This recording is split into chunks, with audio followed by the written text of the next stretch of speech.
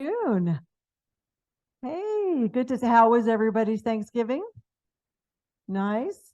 Probably lots of family time. Sometimes for some of us, quiet time, which is also really nice for a Thanksgiving season. It's great to have you all back here. And now we're moving into Advent as we begin to welcome the season of Christmas. So I welcome you to Unity of Charlotte. Whether you're here in the sanctuary with us, where we get to see your smiling faces, or if you're joining us on Zoom, we're just thrilled and delighted you've joined us. My name is Reverend Lisa Herklotz. I am the co-minister with Reverend Jim Ernstsen, and it's our delight to serve this community.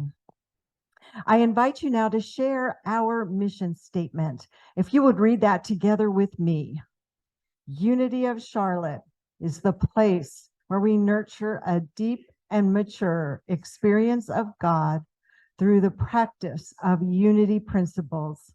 Simply put, we are here to love, grow, and serve. Thank you. And I want to find out if there's anyone here for the first time. Do we have any visitors?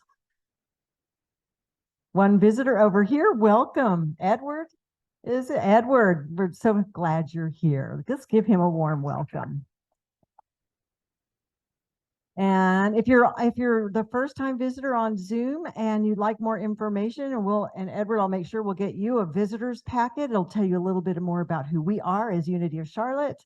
And please feel free to talk to anyone here. I know we have a very friendly congregation. They're happy to share who and what we are. So welcome and welcome. Well, we have a special guest here today who's going to come up and speak to you. His name is Joe Hamby, and he is a director.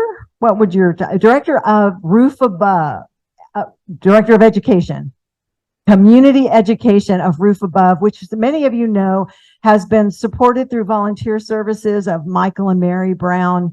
And we've invited him to come and tell you a little bit more about it. Joe, come on up. Well, good morning, or I want to say morning, but it's good afternoon, everyone. Thank you so much for having us this morning, or having me this morning. I am the Director of Community Education at Roof Above. And for some of you, that may be a new name, Roof Above. We're actually we're a merger of Urban Ministry Center that was for many years at 945 North College Street and still is. And we merged with the Men's Shelter of Charlotte, where I worked for most of my time with Roof Above, and those two entities merged together in 2019, and today we are Roof Above, really providing comprehensive services to folks experiencing homelessness. We're the largest agency of our kind in North Carolina.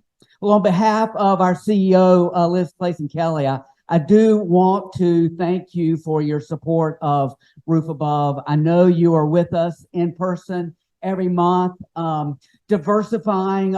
We have opportunity to serve an amazing variety of ways, and one of those ways is serving drinks. And if the only drink option is water, it sure is nice to have an option. And we're really grateful for Unity of Charlotte coming and joining us and providing sweet tea. And you know, in the South, how folks really gravitate to the sweet tea.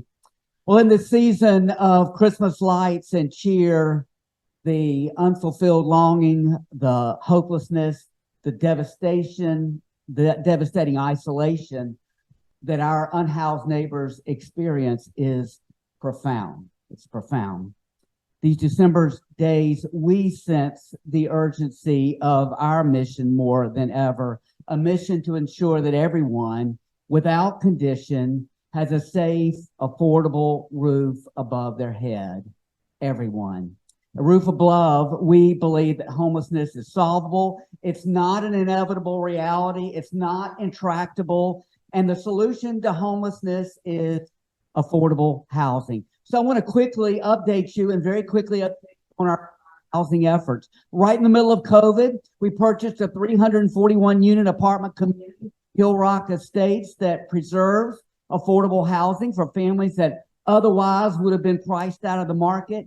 And also 75 of those units are reserved for persons that are in extreme need of supportive housing. We're excited about the opening of the Rise on Clanton 16 months ago that converted 88 empty motel rooms into 88 studio apartments for persons who also have disabling conditions and experience chronic homelessness, sometimes for decades. Just in the last several months, we were able to open a permanent supportive housing complex for persons who are 55 years and older who also have nowhere else to go. You didn't know this, but on Christmas Eve of this past year, a 94-year-old man stayed at one of our roof above's emergency shelters. A 94-year-old man alone on Christmas Eve. So renovations on this 55 and older hotel are incomplete at this time, but we've already moved in 27 persons this year. We're waiting on phase 2 of the completions to end, to be completed, and then we'll move in an additional 50 persons this coming year. Of course, our work does not start there. It starts in places that most of us never see. We engage with persons who are managing to survive on the streets.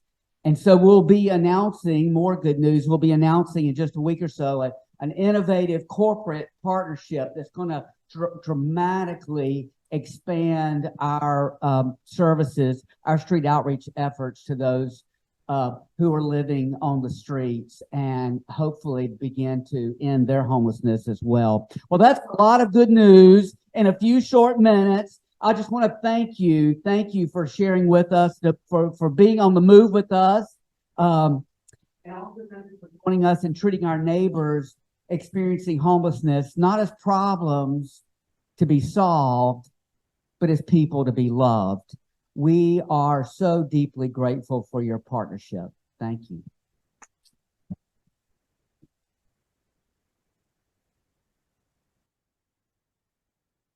Well, thank you so much for being here, Joe, and sharing that with us. That is really encouraging news at this time of Christmas, because we do know there are people that are out there that are challenged.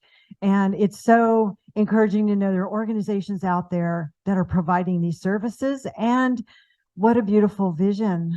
We're here to love and serve.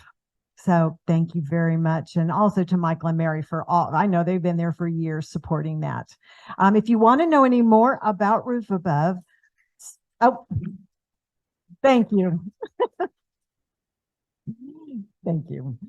If you want to know any more about Roof Above, I'm a little bit of the potluck. Come see him and ask him questions. That's what he's here for. And what a beautiful time to be coming as we enter into our Christmas season. And with that, I'd like to lead us into an opening prayer. If you're comfortable, please gently close your eyes and just turn within for a moment. As we move from the words, the thoughts, the ideas into our heart, into that feeling center, that center where God's love expresses through us. God's love, which shows us not only the beauty and worth of our own individual self, but the beauty and worth of each and every individual, regardless of the appearance of their circumstance. And as we come into this Advent season, as we begin to put our attention on faith and hope, love and peace and joy, we become the lights we were meant to be in our own lives and in the lives of all of those who cross our path.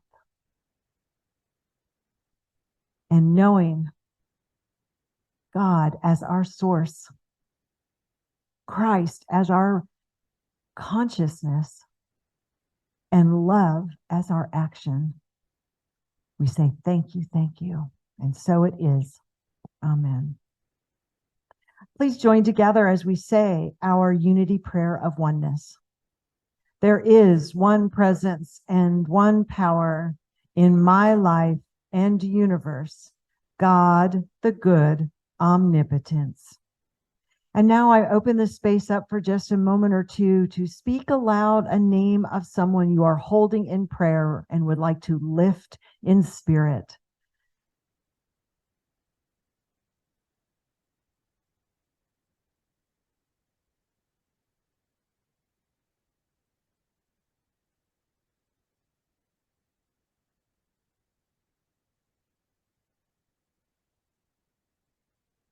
We know, even as these names are spoken into this spiritual space, that good is coming in and through each one of these situations and individuals.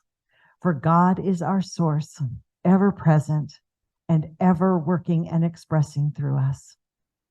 And so it is. Amen. I'd like to invite up Chris and Mick to do our daily word reading. As the Advent season begins, I feel quickening, a renewal deep within me as I embark upon my spiritual journey leading into Christmas. Al comenzar la temporada de Adviento, siento un reavivamiento interior al aprender el viaje espiritual que conduce a la Navidad. Over the year, I may have hoped for the lasting peace, greater love, and abiding joy. But as I have grown spiritually, I have learned to look for the things within me, to claim them as aspects of my divine identity. Once I do that, I begin to see them manifest in my life.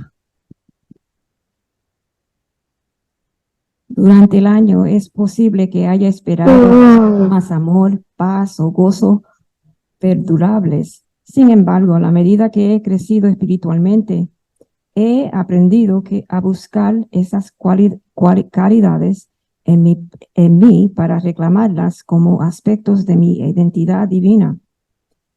Al hacerlo, comienzo a ver cómo se manifiestan en mi vida. Faith is how I begin to bring my hope to life. Like my other divine gifts, I always have faith. It is up to me to decide how I use it. When I choose to believe that peace will blanket the earth, love will heal our hearts, and joy will bring us harmony to the world's people, I am using the power of my faith to bring those visions to a vivid life. Con la fe es como comienzo a dar vida a mis esperanzas. Entre mis dones divinos siempre está la fe. Depende de mí decidir cómo usarlas. Cuando elijo creer que la paz cubrirá la tierra, el amor sanará a nuestros corazones y la alegría traerá armonía al mundo, uso el poder de mi fe para dar vida a esas visiones. The light shines in the darkness, and the darkness did not overcome it. John 1:5. La luz resplandiente en las tinieblas, y las tinieblas no prevalecieron contra ella. Juan 1:5. Advent. Advent. What is Advent all about? Today is the official first day of Advent, but I asked myself the question, what is it? What is this 4-week? Well, that's part of the answer. What is this 4-week period that we talk about in terms of Christmas? Well, the formal definition of Advent comes from the Latin word. Well, does anybody else who speaks Latin out there? Does anybody know what this is? Fred might. I don't know. No, that's not what I have, but we'll talk later. We'll talk later. Anybody else? Advent. The Latin word is adventus. Adventus, which means coming. Coming. And I hear that word adventus, and I think of a similar word, adventure, coming into something exciting, right? Adventure, adventus. In the Christian calendar, it's that period of preparation for celebration of the birth of Jesus in Christmas. That's what it is. It's the preparation for the celebration of the birth. And we're going to talk in the next 15, 20 minutes of not just in celebrating the birth of Jesus, but celebrating that child within us, that metaphysical as well within our own lives. What does that mean for us here today and not just 2,000 years ago?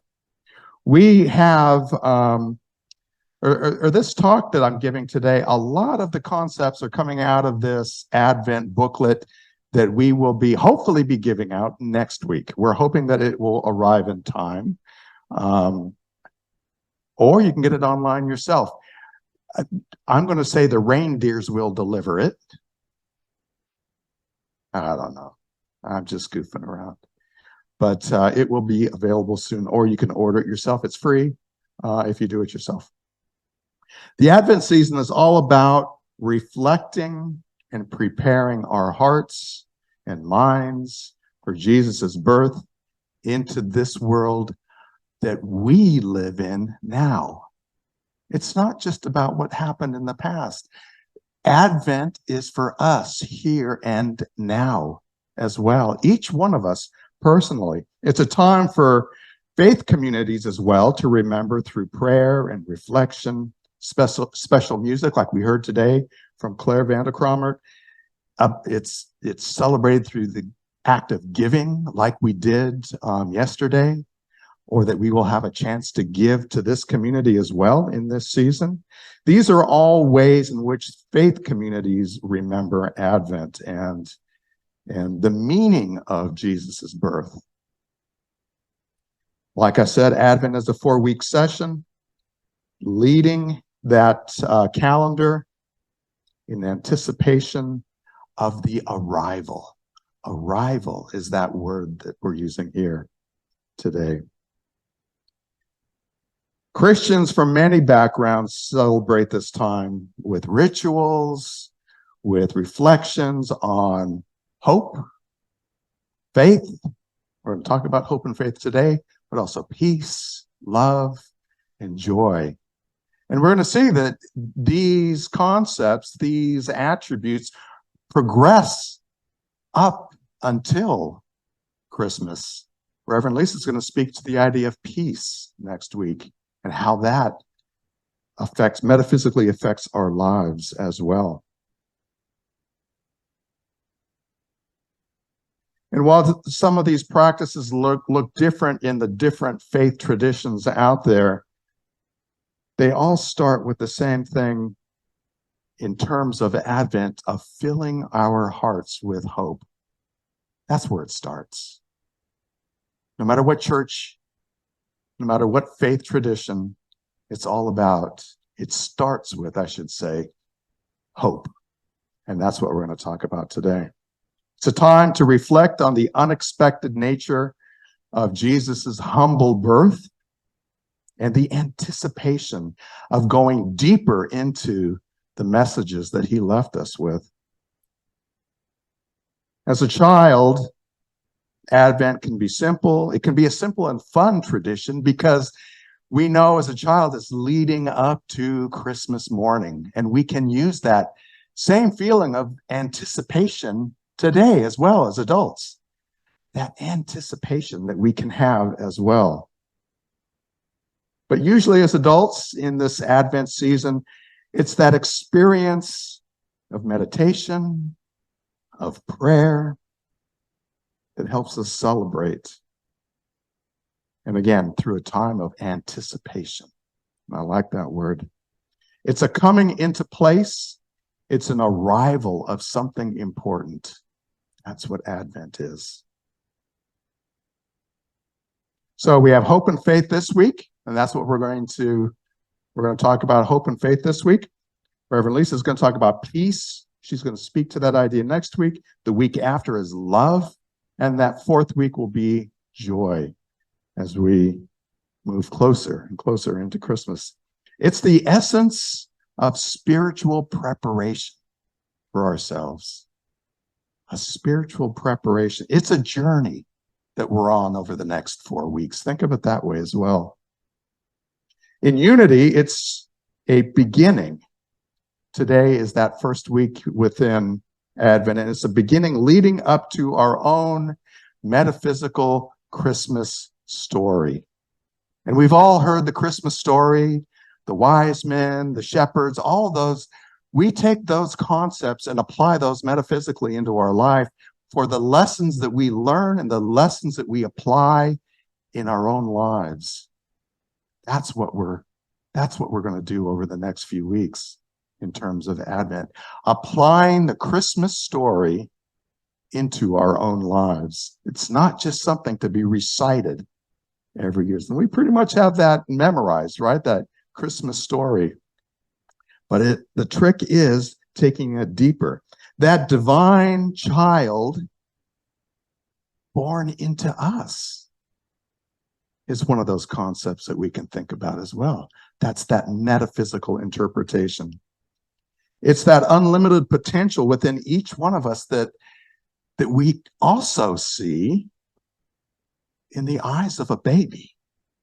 Think of that. When you look into that child's face, there's that unlimited potential that applies to us in this situation.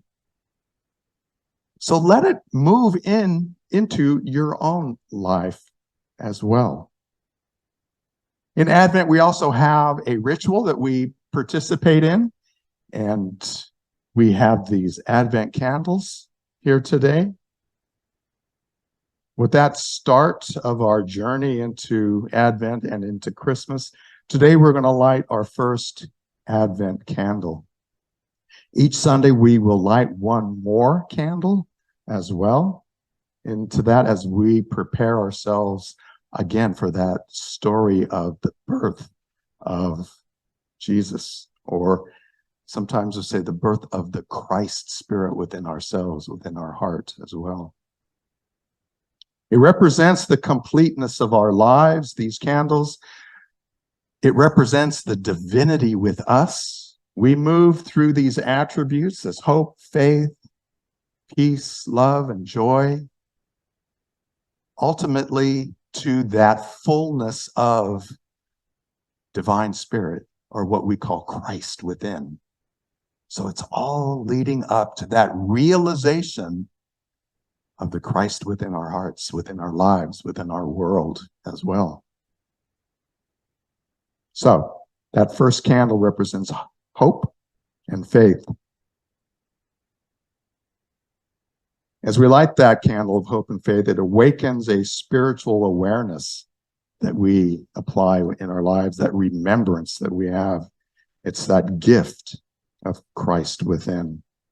The Old Testament prophet of Isaiah even wrote, and it is sung in this Christmas time as well. For unto us a child is born, to us a child is given. So we welcome that child metaphorically, metaphysically into our lives during this time. That child of discovery, that child of remembrance, that child of celebration. So let's go ahead and light that first candle. And as I light this, envision this light filling your heart as well. Let's just take a moment to see that, feel that, know that. And let's take a moment in prayer. I invite you to close your eyes at this time, to breathe. And together we welcome this concept, this ideal of hope. We welcome faith into our lives. We see that increased awareness of both of these as they come together as one. We dedicate this time here today and in the weeks ahead to sharing our true selves, and all those that come into our lives. May we rediscover those qualities of hope and faith, leading us to peace, love, and joy. Amen. I also sat with these concepts, and I enjoy having an affirmation that I carry with me throughout the week that I repeat over and over in the days ahead. So I came up with an affirmation that I will use, and I hope that maybe applies to you as well. So I invite you to say this out loud with me at this time. I respond to life with a motivating hope and an unwavering faith. Thank you. So hope, let's talk about hope for a second.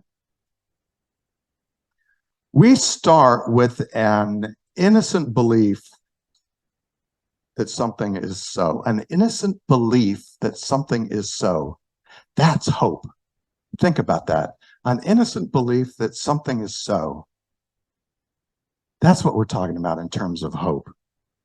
And this can be something as sweet and as simple as hoping for a red bicycle at Christmas. Something simple and sweet as a child that we hope for as well. Hope is an expectation for a future good, is what that definition is. And I invite you to remember as well that innocence that you had as a kid leading up to Christmas, that anticipation and that hope of something happening Christmas morning. And bring it back into your life. Feel that once again. Hope. Now, as a child, it was usually things. Maybe for us as adults, it's something a little bit deeper. But still, it's what we're saying is hope and faith. It starts with hope. And maybe it is that we can hope for, I don't know, progress in peace in the Middle East. I'm just throwing that out there. It's whatever's in your heart at this moment.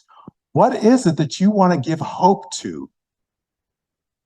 And it's individual for each one of us. A reconciliation with a brother, a sister.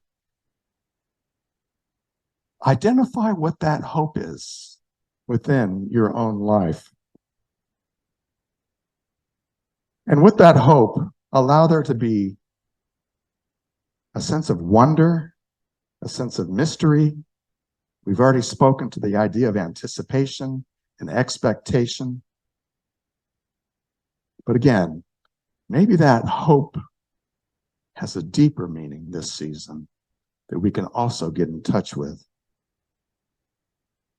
Because there's times when we're thinking about going deeper, and maybe it is that peace in the Middle East, I don't know, or that reconciliation with a neighbor, maybe even, that you had a struggle with during this year. And as adults, we have to admit, and I admit readily, that I slip into cynicism sometimes, right? Oh, it's hopeless. Hopeless. Listen to that word. As an adult, as a kid, I never did. Or rarely did until I got older. I think of the time that my family sat around the kitchen table as a kid. And I'm thinking this memory for me is in the end of the 60s. We would sit around the kitchen table for dinner. We weren't very traditional because we had a television set in the corner in the dining room. So the television set was always on when we ate dinner. And I remember that for us, the news was always on. 6 o'clock news was always on. So for me, I have a closeness with Walter Cronkite. I don't know. Kind of weird, huh? Kind of weird. I feel like I know the man. But I remember sitting there thinking and hearing all the things that are going on in the news. You know, towards the end of the 60s and into the 70s, there was the talk of the Vietnam War and things. And I remember My childhood innocence and my hopes during those days were so much different than my dad's. I could hear my dad grumble a little bit and talk about he had an issue with President Nixon. He did not like that man. So I heard him cynically talking about politicians and they were the root of all evil in his life. And I sat there and I listened to it. It's like, no, I'm not going to slip into that cynicism. But we have to work against that, don't we, as an adults? Because sometimes we fall into that trap. Instead of that, can we go deeper into the goodness and grace of God and hold on to that within this concept of hope, expressing it in and through and as us, in and through and as us, that hope and that goodness of things to come. Looking past the differences that divide us, Jew, Palestinian, neighbor that doesn't look like us, looking past that and knowing that we are all one. In our deep down essence, we are one. Yeah, absolutely. And finding the truth within ourselves, that is the truth. And that's how we treat those in our lives. So that's hope. What about faith? Faith is that knowing. Faith is the knowing. Faith is the knowledge of our common origin. It's that knowing that we are created in the image and likeness, not the physical image, not the physical likeness, but the attributes of the divine is what we were created. And so is your neighbor sitting next to you. And so is the neighbor next to you at home, in the house next to you. They were also created with that goodness in their life as well. And we treat them with love. We treat ourselves with love. That's what this faith is about within this Christmas season. Paul, the Apostle Paul, when he wrote his letter to the early church in Jerusalem, and that book is called Hebrews, he tells us that faith is the assurance of things hoped for, the conviction of things not seen. The conviction of things not, you don't have to see these things in the physical world, but that's what faith is. And that's what the Apostle Paul told us as well. Faith looks past the worldly appearances, those worldly appearances that I'm looking at when I see the news and I see tanks rolling down the road. That's a worldly appearance, right? That's an appearance of hate, in my mind, at least. Looking past those into the spiritual truth of the situation. In fact, this is, when I say that, it reminds me that this is the definition of, for us within Unity, of affirmative prayer. For those of you who have been to any of our classes that talk about affirmative prayer, it is that, and we have that prayer team coming together, and they will practice the same concept. This concept of taking what is appearing out in the world, that challenge that we feel or are experiencing at the moment, that's the outer, that's the worldly challenge, and converting that into the knowledge and the faith of the spiritual reality of it, the truth of it. That's what affirmative prayer is. You just got my 6-hour workshop here in one sentence. That's the apparent, that's what affirmative prayer is. Looking past worldly appearances to the spiritual truth of the situation. Within unity, this is also working within the idea and the spiritual concept of mind action. This is the holding within our minds that spiritual truth so that it outpictures into our world. It's not what's out there is our reality. It's what we are thinking and co-creating ourselves. That's the reality. And that's the faith that we hold in our hearts. But the unity principle is thoughts held in mind produce after their kind. So we hold on to that truth within our minds, process that, feel that, know that, and see it outpictured into our world as well. Can that be peace with our neighbor? Absolutely. 100%. Absolutely, yes. It supports our hope and desire. We talked about hope leading us into faith. But more importantly, it activates that knowing, that deep knowing in our heart. That's what this principle is telling us. And it draws that into our lives because we've held it in mind. Charles Fillmore, who is the co-founder of the Unity Movement, along with his wife, Myrtle, was fond of saying, quote, "We shouldn't just hope, we should know." We shouldn't just hope. So don't stop with the hope. But he realized that it moves into faith and that can be such a big thing within our world. It shouldn't just stop with hope. We should know.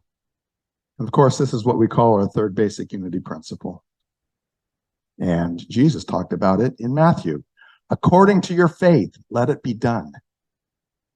So he's telling us that with that faith that we have, as we move from hope into faith, into knowing deep down, it will be done. Yeah. Not, well, if it's a maybe, right? If it's a blue moon, it'll be done. It will be done. That comforts me. That makes me feel good. If I've moved from that hope into a true knowing, it will outpicture into my world as well. So, how does hope and faith come together? We declare it. We design it into our lives, into our daily lives. We hold it in mind. When we have that faith, how does it make you feel? And I ask myself that question. How does it make me feel when I am in that knowing? There's a confidence, right? There's a spring in my step. There is a knowing that everything's going to be all right. That's how it shows up. That's how it feels for me on a moment-by-moment basis in my life.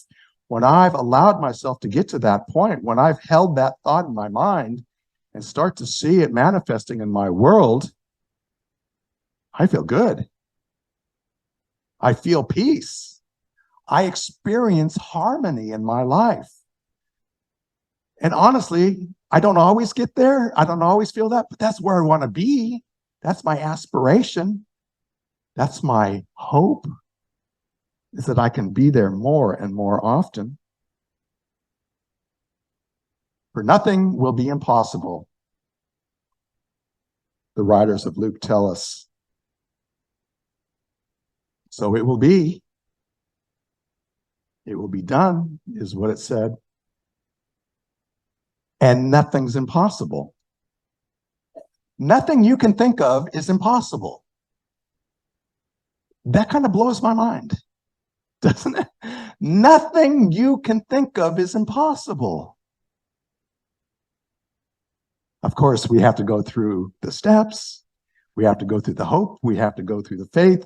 We have to go through that holding it in mind. But nothing, in the New Testament, it tells us nothing is impossible. But at the same time, we have to be gentle on ourselves. We have to be kind to ourselves. We have to be kind to our neighbor. as well. Who is it? Martha Creek told us this week, one of the things that Reverend Lisa and I do for our own spiritual growth. There was a Zoom meeting, and she reminded us of those folks in our lives being kind to not ourselves, but being kind to others. Give them a pass. Isn't that what she said? Not that they don't deserve it, because sometimes, yeah, we can feel like, well, no, I'm not gonna forgive them. They don't deserve that. Give them a pass. Just do it. You don't talk yourself out of it. Give them a pass.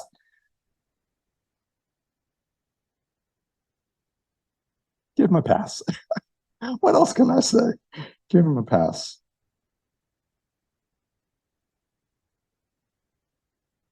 Hope and faith. You will have confidence because there is hope. You will move through your day with that confidence. Yeah. That's where I want to be. I'm going to leave that doubt, that cynicism, that anger. I'm leaving it behind. Anybody else want to join me? I'm going to leave it behind. And I want to move into, yeah, there we go. We've got some hands raised high up in the back, up front. I want to live my day in confidence that peace and harmony and joy is there throughout, not only Christmas, but throughout my life as well. That I move from hope into confidence and into faith as well. And I am running out of time here.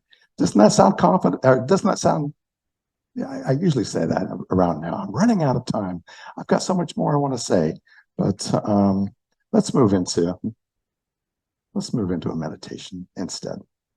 I invite you to move around, to make yourself comfortable. That may be that your feet are solid on the ground. Find a space for your hands in your lap. We have lessons that we learn from the Buddhists, from the Hindu, in terms of maybe your palms are up, maybe your palms are down in your lap. It doesn't matter. Close your eyes if that feels right to you. And start with a breath. Yes, I even heard a few sighs out there as we let go. We let go of these concepts that we were talking about and had in our mind. We let them go and move into our heart. So as you listen to my words, apply them into your own lives, into your own hearts. I know deep down that my natural state is one of hope and faith, one of expectation. This is the truth in my life. I expect good. I move from that expectation into a knowing that I live in a world of goodness. And I focus on this spiritual quality. This spiritual quality of knowing, of confidence, because I have practiced through prayer, through meditation, through holding those thoughts in mind as well.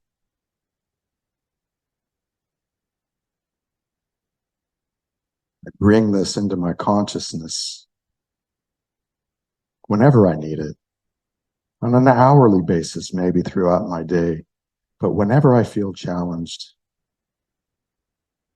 I just take that breath. I move into my heart. And I expect that good. This is the reality of my spiritual life. This is the reality that's based in faith. This is simply my reality.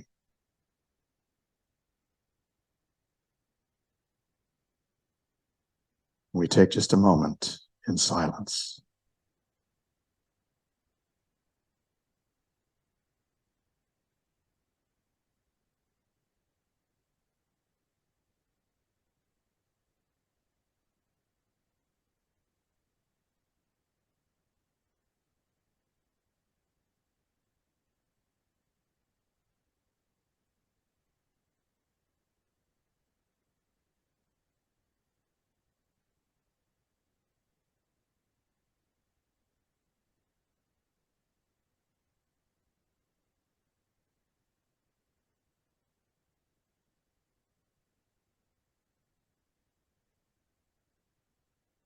As we begin to come out of this time of silence, we wiggle around, we take that breath in, we might open our eyes when it feels right, and we remind ourselves of that affirmation.